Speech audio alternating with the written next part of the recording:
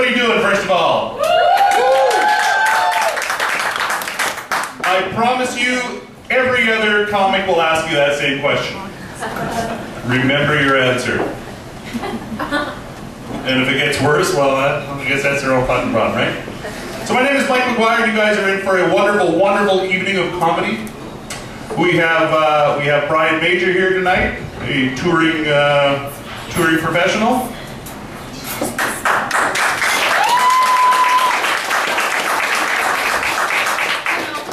Some of you know what to do. Some are a little still nervous about what to do. We also have Tom Bassett.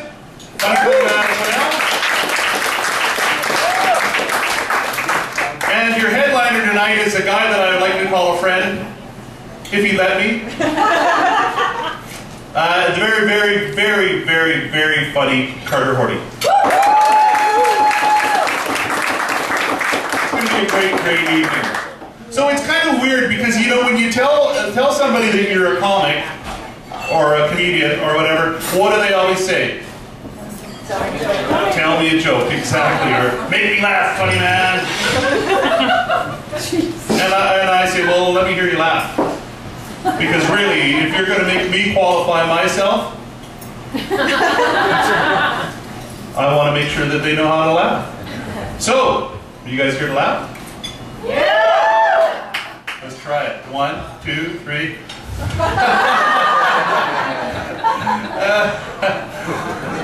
Okay, now the pressure's on me to say something funny. But I just want to put something out there about comedy in general, and it's this, folks. Everything up here is said in jest. Right? I mean no offense to anybody. What? Are you guys finished over there? It's amazing how well John travels here. Thank you. So, yeah, the show just started. Way to go. Where was I? Oh yeah, there's no offense intended, right? You know? So if I make a joke about a fat guy, that doesn't mean I hate fat people. I used to be one. Still are. I was waiting for someone to say that. Skinny little fucker.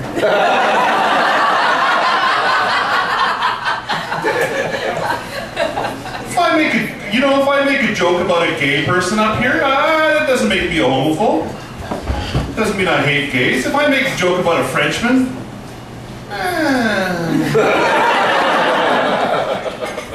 if I make a joke about an American, okay, that's a bad example. Those fuckers need a spanking. There needs to be a cosmic parent out there. You know, just put the American, collectively I mean, over your knee and say, you know, you have been a bad boy. You're mean to your neighbors. Treat your brother like a slave. Won't play with the Mexican kid. And you're always stealing other people's candy. Oil. Oh yeah, so this is a new one, because you guys, you've probably all seen me, or some of you have seen me, so I'm trying to work out new stuff. So you have to put up with this development stages, because my mirror doesn't like me anymore. So I wrote this a couple days ago, and then my dream is to be a professional comedian. Not because, you know, for the adulation, it's because you have to do hardly any fucking work. I'm lazy. So I didn't practice this one.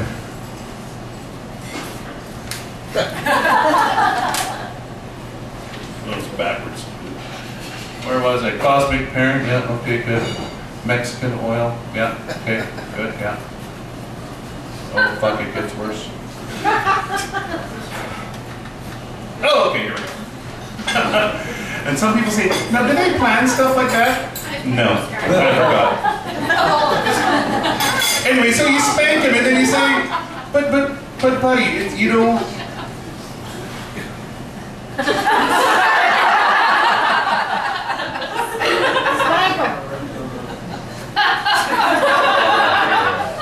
what an easy crowd!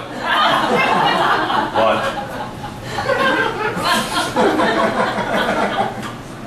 That even work on you? Where was I? Oh yeah, no. So the poor American, you sit him down, and you say, buddy, you know, I know why you're mean to other people. It's because of your lack of self-esteem. So just go out and be nice to people and they will like you too.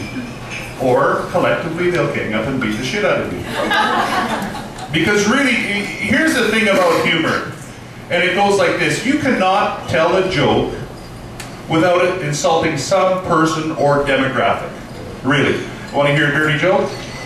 Yeah. White horse fell in mud puddle. Oh, man. Insulting to dark people, right? What is it, bad to be dark? Is it good to be white? What are you saying, you racist prick? See what I mean?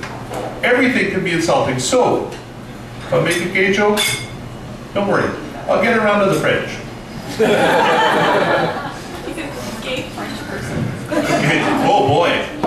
So I'm still working on this. Hold on. Okay, where was I? Good. Yeah. Racist. Good. Yeah. Oh, okay. So humor, in my mind, boy, this is going horribly. I'm up here sweating like a Catholic priest in a kindergarten.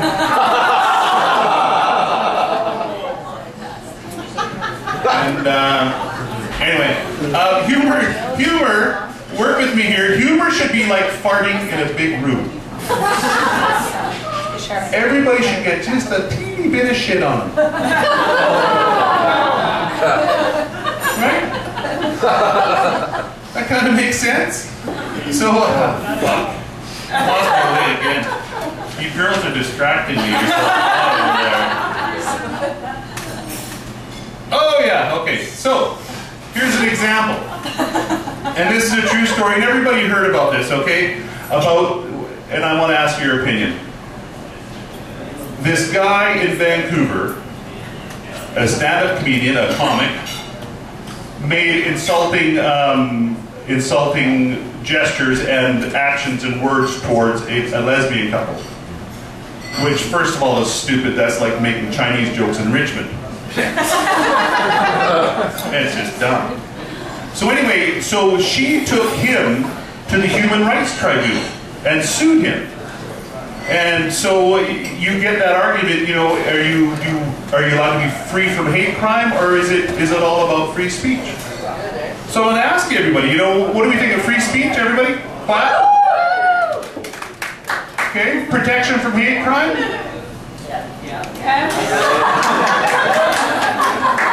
Wow. I'm going to bust all of my racist shit now.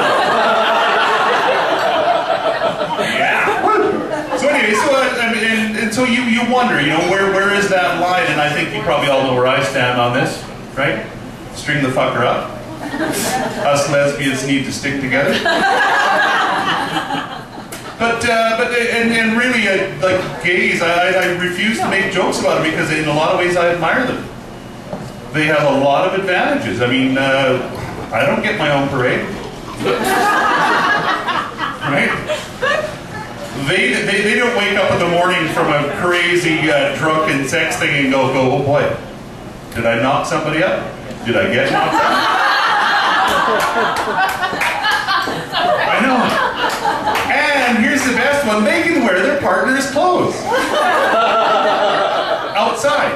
I can wear my wife's clothes, not outside. Advantage gays. So you guys ready for your first comic? Yeah. This guy's he's been practicing the trade for 7 years. He's formerly from Prince George, moved down to Vancouver to apply his trade, and he's back here for a short visit. I want you to give a big Prince George re-welcome to Mr. Brian Major.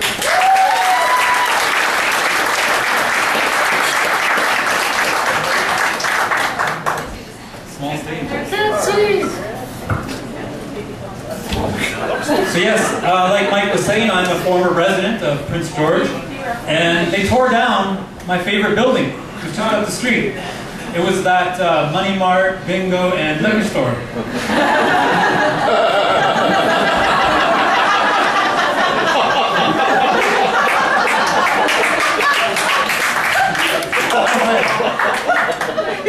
That was like one-stop shopping for Indians.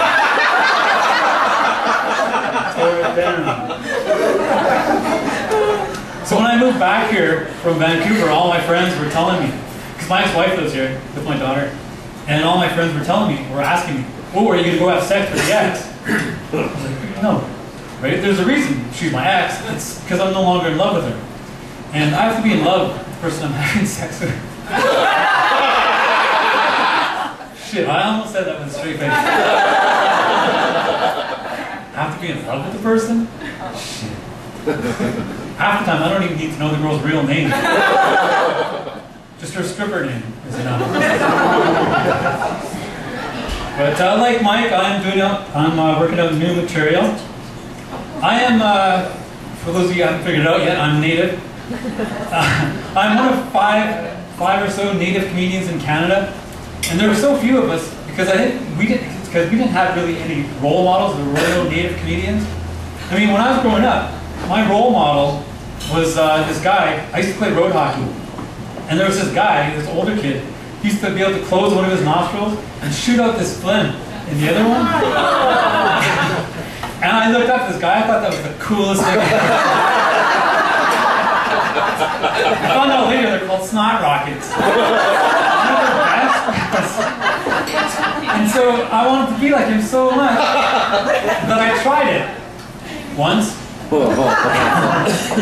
And it was a disaster, you know, it ended up all over my mouth, and right down my chin. I looked like one of those girls in the porno videos.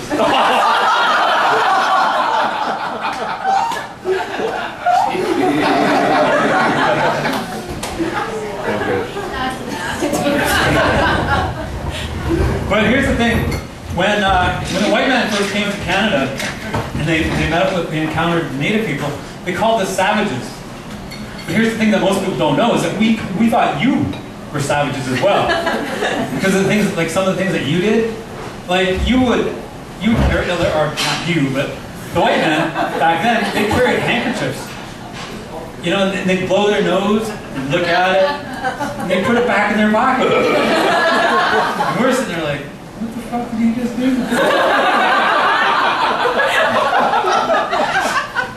Is he gonna keep it for later or what? What's going on here? He's the savage now. But when I was a kid, and that's something I never thought I'd ever say as a comedian, because I hated those jokes. Because have you ever heard those comics say, when I was a kid, you know, there was no, we never had a remote control for the TV. I was the remote control. Have you ever heard that? You know how many comics do that joke? Well, a lot of them. Anyways, so I swore I would never do one of those jokes, but when I was a kid,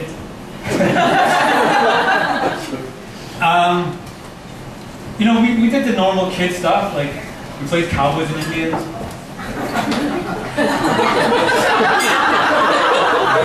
We gave each other Indian burns.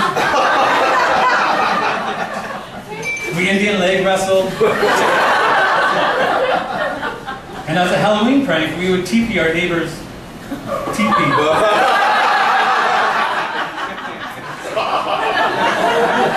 Thank you.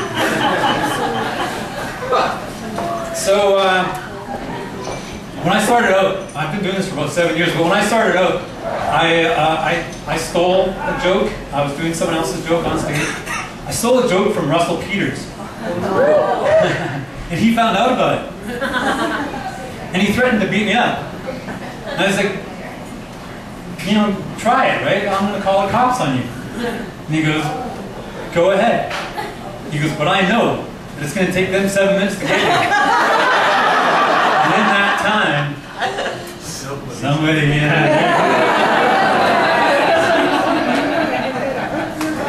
let's see here.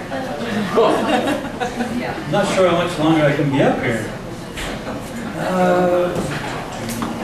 So who has seen me before? Anyone? One person? Oh, so I can do like old shit. So I'm a university graduate. Thank you. Oh, don't applaud. It took 9 years. Doesn't seem like that big of a deal now, does it?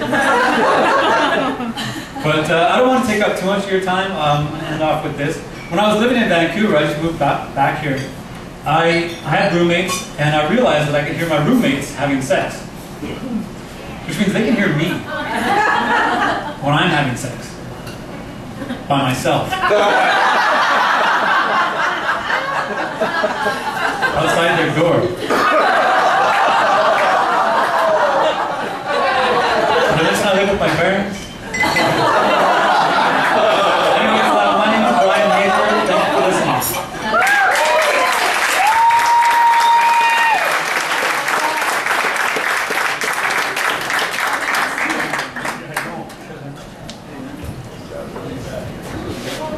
Keep it going for Brian Major, everybody.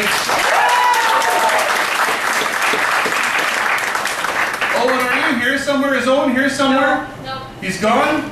Can someone mention that Brian and I don't need these red lights to make us look any redder? My underarm's getting a tan. But these shows really, you know, they should make you laugh, right? But they should make you think. And you should also learn something. Gentlemen, listen up. It's like this. Did you know that ejaculating 3 times a week helps men prevent prostate cancer? Oh yeah. It's true.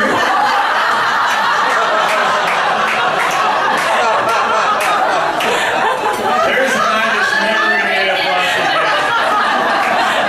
Babe, it's 3 times a week, not a day, okay? Write that down. So really, I mean, and you want some empirical proof about this? You ever seen a 16-year-old boy with prostate cancer? Think about it. You don't have any hot water, but he doesn't have prostate cancer. Anybody with teenage boys out there? Now you know. So gentlemen, tomorrow morning, get up in the morning, walk into that shower, head held high. Take a firm grip on your health. And remember, it's no longer masturbation, it's medication.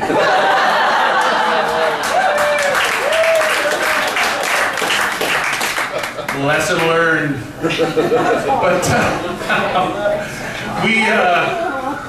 you know what, Prince George, I gotta tell you, who's from Prince George? Yeah? Okay, we're all taxpayers, right? There's a big election coming up. Yeah, everybody pick out their councillor, their mayors, all of that kind of stuff. I want to vote for the mayor and the council that is willing to spend a little bit more of our money. Yes, you heard that. On a PR guy, for Christ's sake. How many people have gone somewhere out of here, gone down to the lower mainland, lower Rainland, down to the wet coast, beyond hope? And their friends have said, so, and this has happened to me, my rallies. I go down there and then they say, so Mike, I heard a moose attacked a school bus up there. And I said, really, that's all you hear? Well, no, I mean, you're the most murderous place in Canada. Great. So we need to hire a PR guy, right? Some guy who's willing to spin the truth. Not lie, but spin the truth. Instead of moose attack school bus, it should be children get up front view of wildlife. Better, not a lie, but better. And instead of murder capital of the world, how about Prince George donates blood? Yeah, better, much better. Because only I can make fun of Prince George and myself. If somebody who's not from here does it, I'll beat the shit out of them. Time that explains the violence. You guys ready for your next guy? This clean-cut gentleman. Sorry, I had to start with that. He's from Brunel, and his ambition is to become a stand-up comedian. Right now he's a sawmill worker. You can see that transition happening smoothly. Anyway, I want you to give me a Prince George round of applause for my friend Tom Bassett.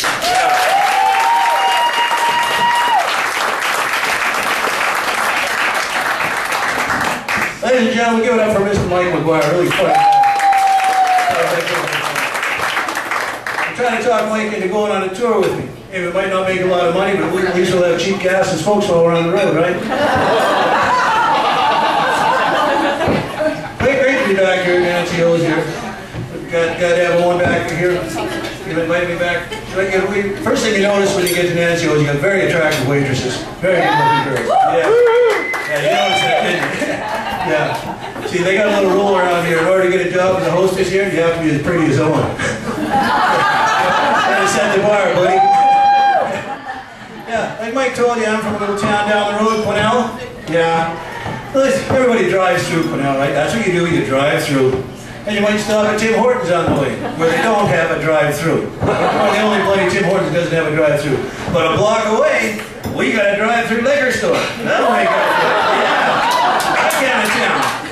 The trouble is, it seems to be a bit of a magnet for drunk drivers, and about once a year somebody drives right through the damn thing. We've got another liquor store on the west side of town that takes Canadian Tire money. Yeah. Oh yeah. Now where else can you buy a snowblower, cash in your Canadian Tire money, get drunk enough to take your foot off all in the same day? Yeah. That's my kind of town. Right? I went down to Vancouver this year, hit the big smoke, did some shows down there. I took my son with me, he's 13 years old. I had a night off, so him and I were just out at a late dinner, walking along English Bay on the seawall, having one of those nice times, right? So I put my arm around his shoulder, he hooked his arm around my waist. We're walking along, I see this old couple looking at us and smiling. So just when we walked by, I looked down at Jack and I said, so is your dad still mad about us hanging out together?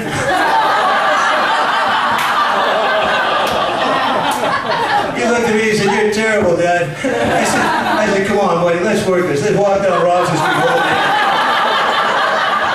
He said, get away from me, Dad, you're sick. Vancouver's a different kind of place to play when you're used to this, right? And all my buddies told me, you're going to hit a set sometime, but people just aren't going to like you. Your stuff isn't going to go over, you're going to hit dead air. Well, try telling a gay joke in Kitsilano and see where that one gets. Yeah, apparently there were quite a few people in the crowd that were not adverse to a little bit of buggery. So you learn from it, you know, you got to pick your audiences, learn some lessons. Note to yourself, no gay jokes in Kitsilano, check. No more native jokes in the casinos in Alberta.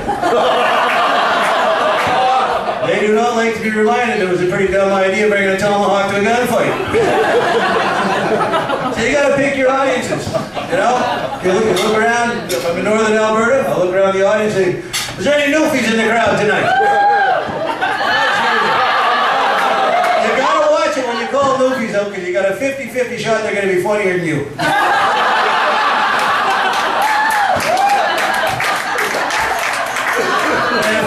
I look around the audience and I say, so, does anybody here work at Walmart? Gold. But I'm here at Nancy O's and I'm looking around and all I can think of was, God damn, you get some good looking women in here. Look at them. Look at this table here. Hey, is there any Italian girls in the crowd tonight? No? I like Italian girls. That was quick. I like Italian girls. Have you ever made out on a couch that was covered with plastic?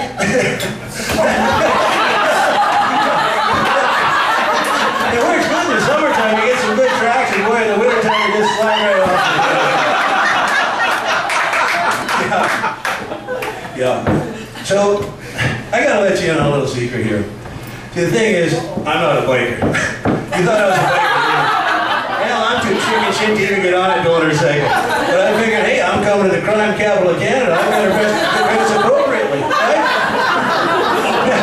The thing is, I'm a big teddy bear. I don't want to get into any trouble with anybody. So when I go to town, I put this jacket on, and it works. It does. People get the hell out of my way. I just got to chuckle about it. I think this trick will work for anybody, though, you know? That might not work for Mike. He dresses pretty conservatively, right? Then again, he's native, so everybody already thinks he's in a gang anyway, right?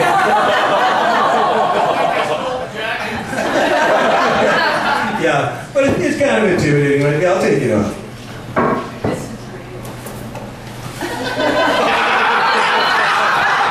See, this is a big old teddy. So I go to the gym once in a while, and I've been going there for over 20 years, so that makes me the old man of the gym, right? Yeah, I'm the old guy that the young guys can come up and get a hand with and that. And I don't mind that, because in return, I get to hang out with these young studs and hear about all the crazy shit they pull off. Don't let this choir boy look fool you. I was quite a character in my day as well. But these young guys, like whenever I pull something off and I'm telling the story, it usually starts off with, see, I got this buddy. You tell stories like that too? Yeah. Not these guys. They let it all hang out. Man, I was down in Vancouver. I've got this chick up in my room, and I got her shirt up, I'm licking and sucking away on her nipple, and I realized it's not her nipple, it's a boil. Why the hell did you tell me that?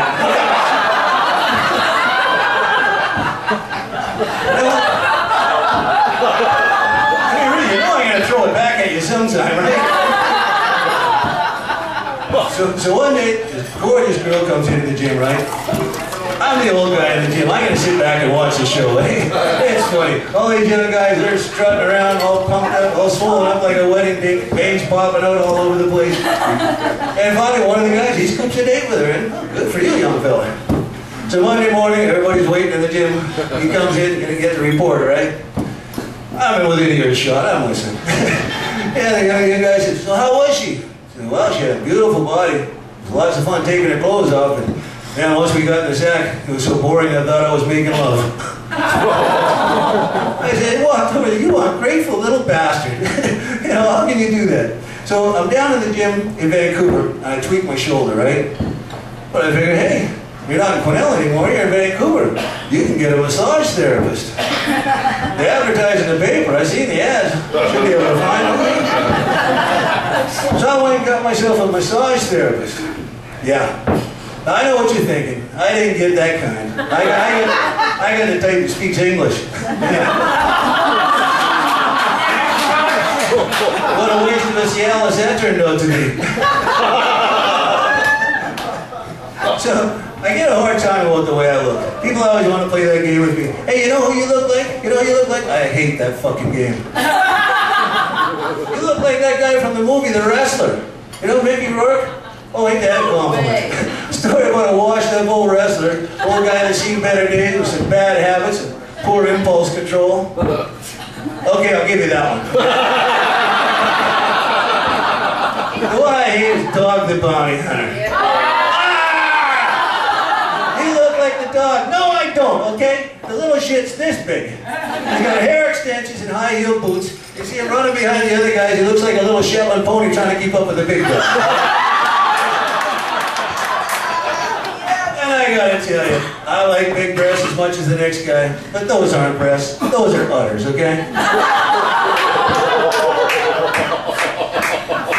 I get a lot of nicknames too. Nicknames are fun. I get this native guy I work with, he calls himself the Hawk. They call his dad the Eagle, his little brother the Sparrow. So I say to him one day, I said, Silly, if they call you the Hawk, your dad the Eagle, and your little brother the Sparrow, what do you call your sisters, the Swallows? You thought it was a lot funnier than he did, I'll tell you that.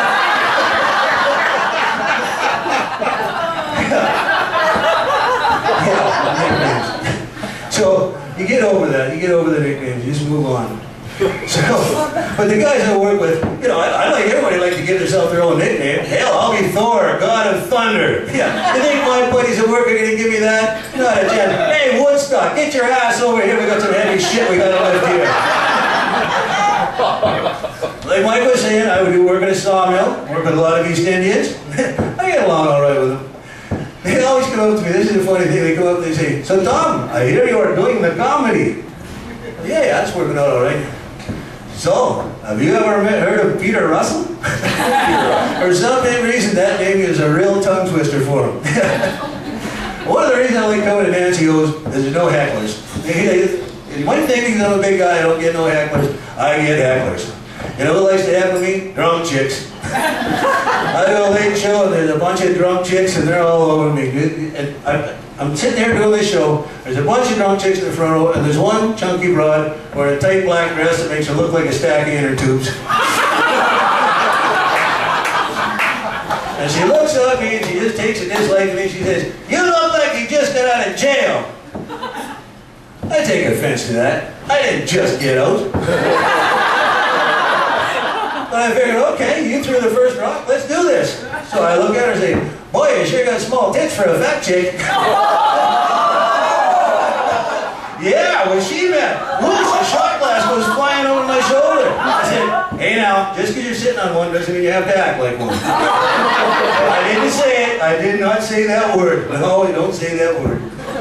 You know who else likes to give me a hard time? Bald guys. Yeah, bald guys. They love picking on me. I walk into a room full of bald guys, I may as well be Mr. Bojangles tap dancing through a KK game.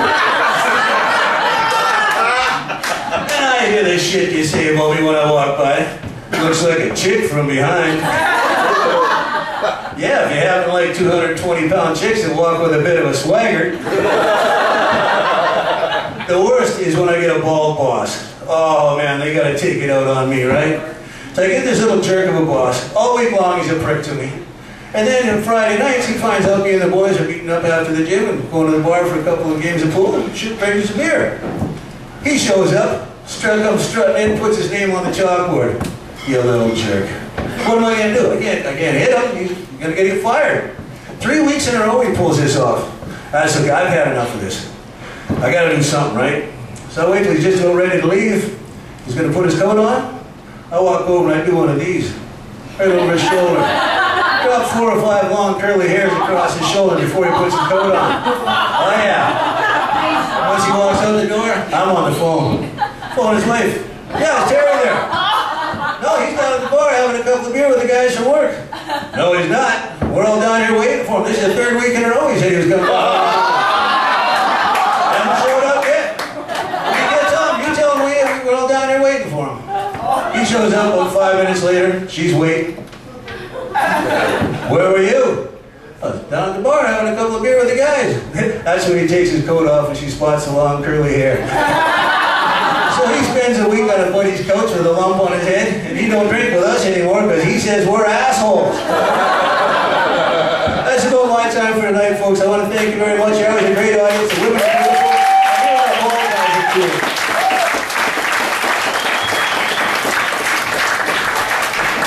Tom Bassett, everybody.